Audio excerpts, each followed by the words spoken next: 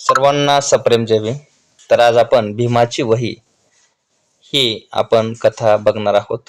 तर भीमा नावाचा एक शांत मुलगा होता. शाळेत तो नेहमी शेवटच्या बाकावर बसायचा. वर्गात प्रश्न विचारण्याची त्याची खूप इच्छा असायची, पण समाजाने लावलेल्या बंधनामुळे तो गप्प राहायचा. शिक्षक शिकवत असताना भीमाच्या हातात नेहमी एक जुनी वही असायची. तीच त्याची खरी संपत्ती होती. एक दिवस शिक्षकांनी विचारलं, कोण सांगेल ज्ञान म्हणजे काय? सगळे शांत झाले.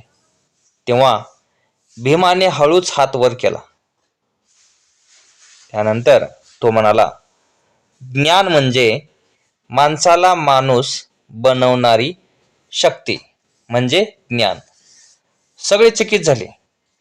त्या दिवसापासून भीमाची ओळख बदलू लागली आणि अपेक्षा, अपमान, दारिद्र्य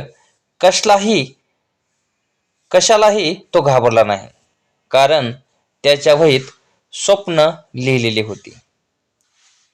मोठा झाल्यावर तो भीमा डॉक्टर बाबासाहेब आंबेडकर म्हणून ओळखला जाऊ लागला. ज्यांना कधी बोलू दिलं नव्हतं त्यांना त्याने आवाज दिला. बघा मित्रांनो, तर ज्यांना कधी अधिकार नव्हते त्यांना संविधानाने हक्क दिले. आजही त्या वहीतला विचार जिवंत आहे. शिक्षणाने माणूस घडतो आणि घडलेला माणूस इतिहास बदलतो.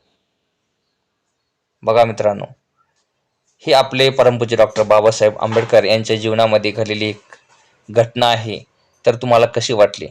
जर तुम्हाला आवडली तर प्लीज चॅनलला सबस्क्राईब करायला विसरू नका, आणि चॅनलवर नवीन असाल तर लाईक करा, सबस्क्राईब करा आणि शेअर करायला अजिबात विसरू नका.